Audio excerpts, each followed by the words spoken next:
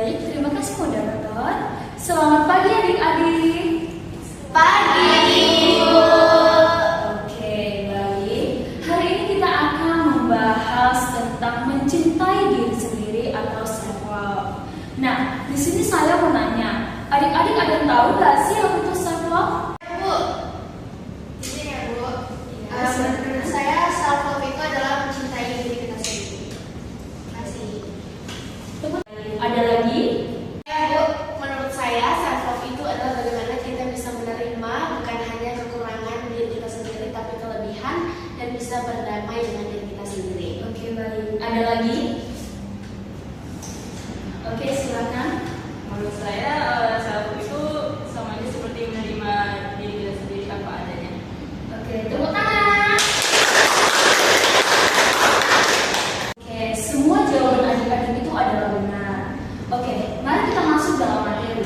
Nah, dalam kehidupan sehari-hari, banyak orang dewasa yang terlalu sibuk memikirkan keluarga, pekerjaan, pendidikan, bahkan berbagai tuntutan hidup yang sulit untuk memperhatikan dirinya sendiri. Nah, ini mengakibatkan banyak yang merasa lebih stres, mudah lelah, tidak adanya semangat untuk menjalani kehidupan sehari-hari.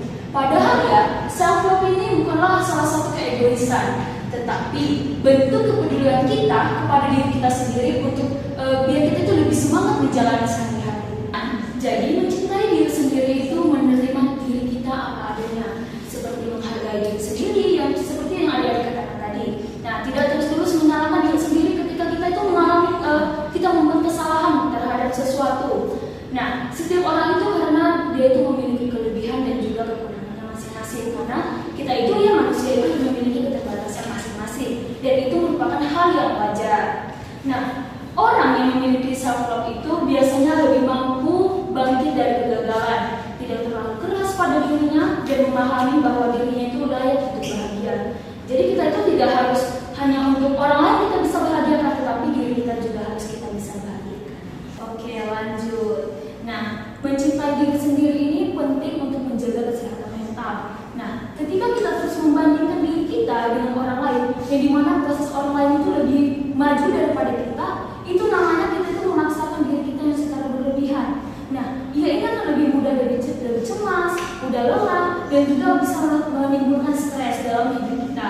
Nah, sebaliknya, orang yang mampu menghargai dirinya sendiri biasanya lebih mudah menghargai orang lain dan membangun hubungan yang sehat di antara orang-orang sekitar.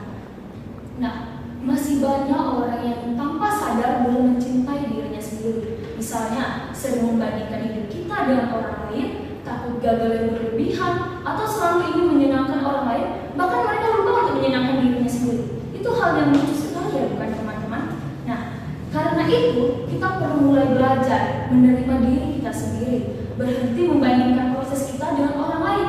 Nah, kita juga bisa memberi waktu kita untuk beristirahat serta menjaga fisik secara mental. Akhirnya, self love ini sangat penting dalam kehidupan dewasa. Gak hanya dewasa, anak-anak juga perlu, karena membantu kita menjadi lebih percaya diri di depan orang banyak. Nah, lebih kuat menghadapi masalah yang kita hadapi. Nah, ketika lebih bijak dalam menjalani hidup. Mencintai diri sendiri ini bukan tentang hal yang sempurna, tetapi tentang menerima, menjaga, dan menghargai diri sendiri. Selanjutnya akan dijelaskan oleh rekan saya. Baik, tadi kan adik-adik semua udah dengar nih penjelasan dari rekan saya mengenai definisi self love, kegunaan, serta faktor yang mempengaruhi self love. Nah, adik-adik, ada yang tahu nggak cara menerapkan self love? Ada yang udah tahu dan ada yang belum. Ternyata banyak orang yang sudah paham arti self love, tapi nggak tahu nih cara mulainya dari mana, gimana ya mulainya. Padahal penerapan self love itu tidak harus dimulai dari hal-hal besar. Justru mencintai diri sendiri itu tumbuh dari kebiasaan-kebiasaan kecil yang kita lakukan setiap hari. Nah, yang pertama itu adalah mengenal diri sendiri dengan jujur. Mencintai diri sendiri itu bukan berarti menganggap bahwa diri kita itu sempurna, tetapi berani menerima kekurangan serta kelebihan kita tanpa merasa malu. Yang kedua adalah belajar berkata tidak tanpa rasa bersalah. Salah satu bentuk nyata dari mencintai diri sendiri adalah menjaga batasan diri atau boundaries. Ketika kita terlalu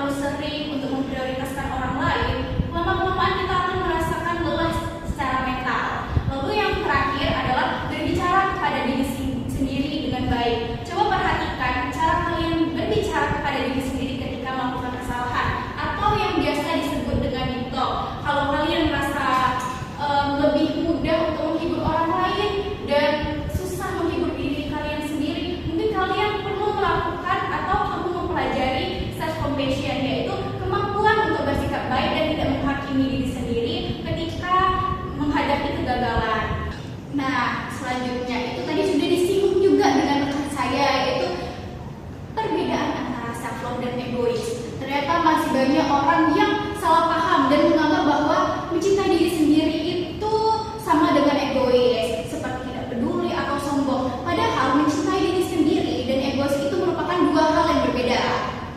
Mencintai diri sendiri itu berarti kita merawat diri sendiri agar bisa hadir sepenuhnya untuk diri kita dan untuk orang-orang di sekitar kita.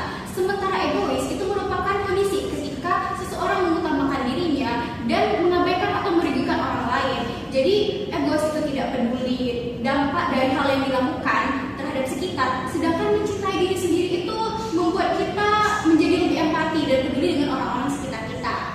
Jadi kalau misalnya ada nih seseorang yang bilang kayak kamu tuh terlalu cinta sama diri kamu sendiri sampai egois, itu perlu kalian pertanyakan, apakah hal yang kalian lakukan itu merugikan orang lain atau hanya tidak sesuai dengan keinginan mereka?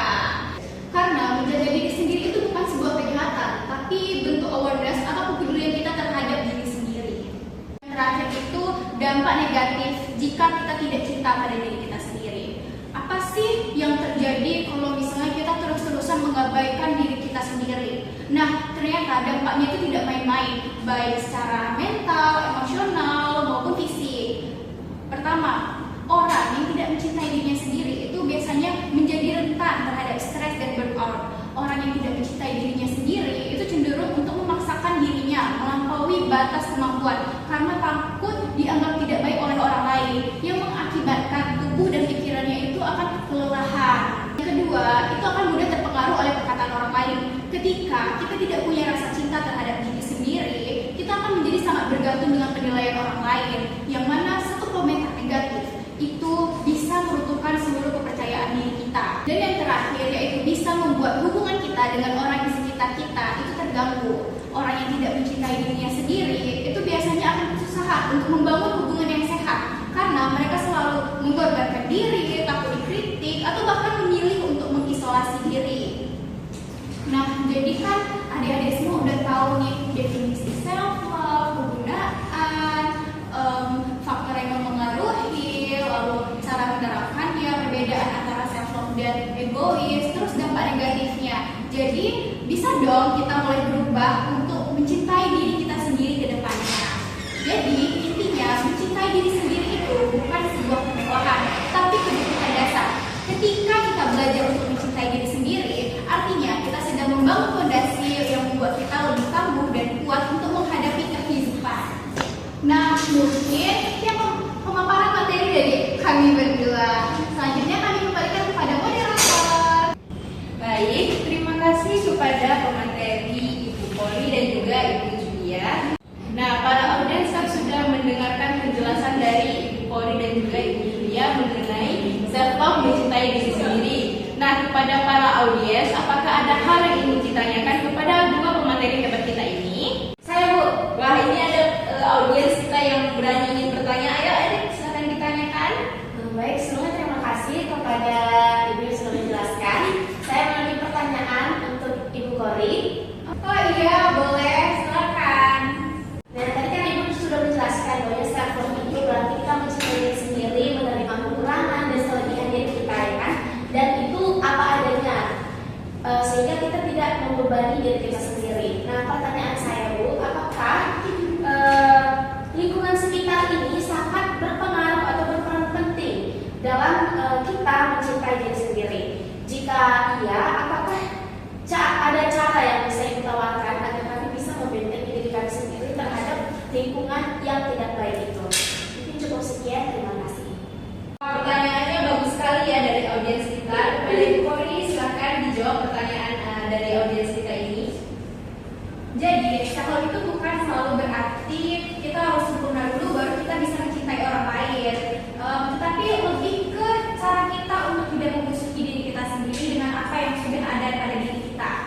Nah, alasan kita susah menerima diri sendiri itu karena pikiran kita itu biasanya secara alami suka membandingkan diri kita dengan orang lain. Sehingga semua perkataan-perkataan yang berhubungan dari itu, dari keluarga terdekat, teman atau lingkungan, itu tanpa sadar kita sadari menjadi standar kita untuk menilai diri. Nah, selain itu, lingkungan ternyata berdampak sangat besar. Karena lingkungan itu ibarat cermin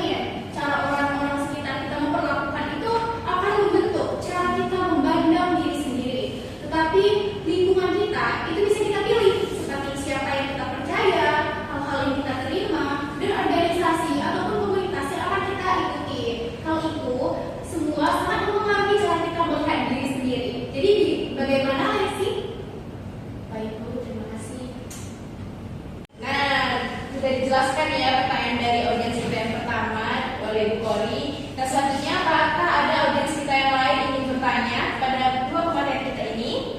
Saya Bu, Oke, kepada audiens silakan diajukan pertanyaannya. saya ingin bertanya di bagian materi dari Ibu Julia. Silakan. Saya ingin bertanya di bagian tanda-tanda seseorang belum mencintai dirinya sendiri. Disebutkan salah satunya itu sering menyalahkan diri sendiri. Menurut Ibu, dalam kehidupan sehari-hari sebagai orang dewasa, situasi apa yang paling sering bikin kita jatuh ke pola menyalahkan diri sendiri? Dan bagaimana cara Ibu keluar dari pola itu? Terima kasih. Nah, tadi kan sudah diajukan pertanyaan kepada Ibu Kori. Nah, sekarang ini ada pertanyaan dari audiens kita untuk Ibu Julia. Nah, kepada Ibu Julia silakan dijawab pertanyaan dari audiens kita ini. Oke, baik, terima kasih. Nah, jadi menurut saya, sebagai orang dewasa itu memiliki pola yang selalu menyalahkan diri sendiri ketika mereka itu tidak, apa yang mereka inginkan itu tidak sesuai. Nah, misalnya itu kita, kamu kan sekarang udah kuliah ya. Nah, ketika kita gagal mencapai target kuliah, terus kita melakukan kesalahan dengan orang lain, baru kita itu sering membandingkan diri kita dengan orang lain, apalagi proses orang lain itu lebih tinggi daripada apa yang kita harapkan. Nah, kadang hal kecil juga bisa memicu seperti kurang produktif, salah mengambil keputusan, atau kecewa karena hasil usaha yang dia telah nanti-nantikan itu tidak sesuai dengan apa yang dia harapkan. Nah, akhirnya muncullah seperti ini, kayaknya semua salah aku deh. Kayaknya aku memang belum pantas dia mendapatkan ini semua. Padahal kan semua hal itu tidak harus dikaitkan dengan itu semua ya. Jadi kan kita bisa mengendalikan diri kita sendiri. Nah, di sini ada faktor yang mempengaruhi dalam hal itu, seperti keadaan, waktu, proses belajar yang memang membutuhkan pengalaman. Nah, sehingga kalau terus kita menyalahkan diri kita sendiri, biasanya kita lebih kekurangan semangat dan semakin sulit untuk berkembang. Nah, jadi cara keluar dari pola itu bisa dimulai dengan belajar membedakan antara evaluasi diri dan menghukum diri. Nah, evaluasi diri ini berarti mengakui kesalahan untuk diperbaiki, sedangkan menghukum diri ini hanya membuat kita terus merasa gagal. Selain itu, penting juga untuk berhenti membandingkan hidup dengan orang lain, karena setiap orang itu mempunyai proses yang berbeda. Jadi menurut saya untuk membantu diri sendiri itu juga bisa dilakukan dengan berbicara lebih baik pada diri sendiri. Misalnya, mengganti kalimat aku gagal menjadi aku pasti bisa dan aku harus mulai dari hal-hal yang mulai dari kecil. Nah, menceritakan beban orang yang dipercaya, istirahat yang cukup, dan fokus pada langkah yang kecil yang bisa diperbaiki juga. Nah, ini merupakan membantu kita supaya pikiran kita itu tidak terjebak dalam rasa yang bersalah. Jadi gimana Stefani?